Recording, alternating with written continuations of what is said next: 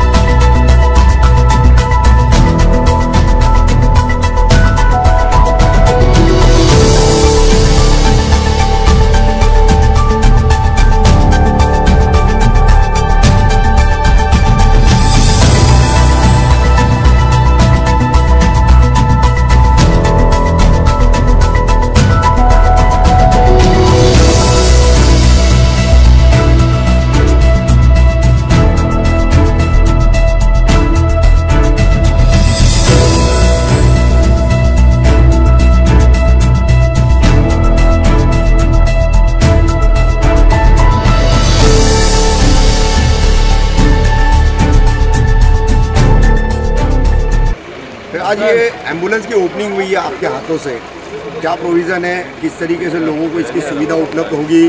ये एम्बुलेंस हम एनसीपी की तरफ से हमने दी है और ये दूसरी एम्बुलेंस है और 6-7 एम्बुलेंस उपलब्ध है। हमारे मित्र नूरी साहब है, उनके एम्बुलेंसेज है। हमने पहले 4 साल पहले एक एम्बुलेंस दी थी, वो एम्बुलेंस है, ताकि पेशेंट्स के आने जाने में कोई तकलीफ न हो और पेशेंट से को ज़्यादा सुविधा यहाँ पे मौजूद हो, इसीलिए ये काम। सर, ये टोटल फ्री है सर? Total free. सर, इसमें कुछ डॉक्टर और ऑक्सीजन की भी सुविधा रखी गई है। ऑक्सीजन एम्बुलेंस, ऑक्सीजन एम्बुलेंस खास करके ऑक्सीजन जो इस माहौल में फिलहाल ज़रूरत है। Oxygen ambulance. जी शमीम भाई, आज ये एम्बुलेंस आपकी तरफ से पूरे शहर की खिदमत के लिए दी गई है। क्या क्या सुविधा मिलेगी इस एम्बुलेंस के जरिए लोगों को, और क्या इसके लिए कोई चार्जेस वगैरह हैं? क्या जानकारी देंगे इस पर? देखिए रफ़ीक कामदार साहब, कहीं ना कहीं हमारे शहर को एक एम्बुलेंस की और ज़रूरत थी। एक नहीं बल्कि मैं बोलता हूँ, और अगर 5 आए तो भी कम पड़ेगी, क्योंकि आज की जो हालात है कोरोना को देखते हुए और जो केसेस बढ़ रहे हैं, कहीं ना कहीं पे हम लोग सोशल डिस्टेंसिंग मेंटेन में कहीं कमी है, कहीं ना कहीं हम लोग मार्केट में जाते हैं क्राउड कर देते हैं। ये सब कमियों को देखते हुए और भी एम्बुलेंस की ज़रूरत है। लेकिन ये एम्बुलेंस डॉक्टर जितेंद्र रवाट साहब की तरफ से आज ये एम्बुलेंस लाई गई है और इसको पूरा मेंटेन करेगी इत्तेहाद ट्रस्ट और हमारे भाई शानू प्रधान साहब, हम लोग मिलकर इसको करेंगे। और इस तरीके से एक अच्छी पहल थी, अच्छी कोशिश है और अच्छी कोशिश, अच्छी पहल है। माननीय मिनिस्टर जितेंद्र रवाट साहब के भाई साहब के हाथों से इसका ओपनिंग हुआ है और ये कम्प्लीटली खिदमत खल्क है। ये इसका कोई चार्जेस नहीं है। कॉन्टैक्ट नंबर उसमें लिखे हुए हैं। कॉन्टैक्ट नंबर के ज़रिए जो भी चाहे वो कॉल करके अपना नाम बता सकता है, एड्रेस बता सकता है, वहाँ पे एम्बुलेंस जाएगी। मैं बताना चाहता हूँ कि मेरी बात भाई साहब से कई बार हुई कि शमीम भाई, एक एम्बुलेंस की ज़रूरत है शहर में, और उसको देखते हुए माननीय मंत्री महोदय जी ने और भाई साहब ने मिलकर के इसको तय किया और ये एम्बुलेंस आज अल्हम्दुलिल्लाह आ गई है। और ये एम्बुलेंस ऐसा नहीं है कि अल्लाह करे कि कोरोना का ये जो बीमारी है, वबा है, कल ख़त्म हो जाए, लेकिन ये एम्बुलेंस इंशाअल्लाह ताला हमेशा के लिए रहेगी। ये कोई आज कोरोना के हिसाब से तो निकाली गई है, लेकिन इसकी खिदमत हमेशा ली जाएगी। ऐसी हमारी हम सब की कोशिश है। शमीम भाई, ये निजी तौर पर आपकी पार्टी की तरफ से इत्तेहाद वेलफेयर ट्रस्ट इसका पूरा संचालन करेगा। ये तमाम जो है ऑक्सीजन की एक सुविधा युक्त डॉक्टर के साथ वाली एम्बुलेंस आप लोगों ने दी है, लेकिन शहरवासियों की मांग है कि मनपा की तरफ से जो एम्बुलेंसेस होनी चाहिए, जो सरकार की तरफ से होनी चाहिए, वो एम्बुलेंसेज आप लोग लाने में जो है अभी तक जो है सक्षम नहीं साबित हो पाए, कामयाब नहीं हो पाए।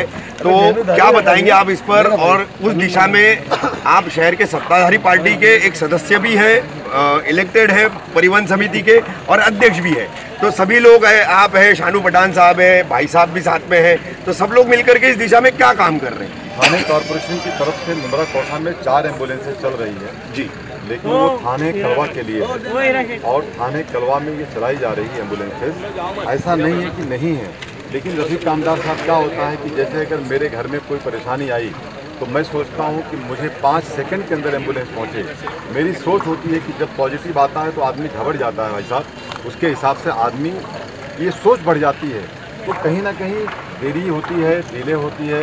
अल्हम्दुलिल्लाह हमारे शहर में फरीद भाई हमारे भाई ने भी 2-3 एम्बुलेंसेज लाए हैं, यहाँ पे उनकी भी चल रही है, एक एम्बुलेंस शानू भाई की तरफ से है।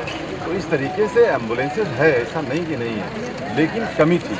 मैं बोलता हूँ और भी जहाँ तक मेरी आवाज़ पहुँच रही हो, मैं मुमरा कौसा ही की बात नहीं करता, आज के डेट में कार्डियक एम्बुलेंस या इस तरीके की एम्बुलेंस जिसमें ऑक्सीजन की फैसिलिटीज़ हो, जो जैसा जो ला सके वो अपने शहर में लेकर के आए, क्योंकि जब पेशेंट को तकलीफ़ होती है तो उसे कुछ दूसरा दिखता नहीं, उसे हॉस्पिटल दिखता है, और वहाँ पहुँचने के लिए अगर वो सिस्टम अगर उसको कहीं पे कोई ना कोई सिम्टम्स है तो उसको एम्बुलेंस ही चाहिए, क्योंकि उसको हमारी गाड़ी से हम नहीं भेज सकते। दूसरा काम आएगा स्ट्रक्चर ही है ना। सैयद अली भाई साहब, कोरोना की इस महामारी में काफ़ी कुछ चीज़ें हो रही है, तो कहीं ना कहीं शहर में एक तरफ से राजनीति भी हो रही है, जम के हो रही है आपकी के शब्दों में, और शहर के आपकी पार्टी सत्ताधारी पार्टी है, विपक्ष जो है उसे पूरी तरीके से नाकाम बता रहा है। कोरोना केयर सेंटर जो बनाए जा रहे हैं, सामने ये जो 500 बेड का एक सेक्शन बनने वाला है, ये जो काम हो रहा है, इन सभी को जो है वो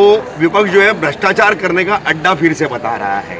तो ऐसे माहौल में इस तरीके की बातों को आप कितना सही और गंभीर मानते हैं, और विपक्ष द्वारा ये जो आरोप लगाए जा रहे हैं उसके लिए आप अपने पार्टी की तरफ से क्या कहेंगे?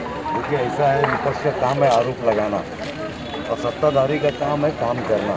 तब ये सब जो काम हो रहा है वो काम हो रहा है, वो लोगों को दिख रहा है। अब जिसको आरोप लगाना है तो वो हमेशा रफीक भाई जहन्नुमी ही बोलेगा हमको, वो कभी नहीं बोलेगा कि जन्नत का भी कोई काम किया।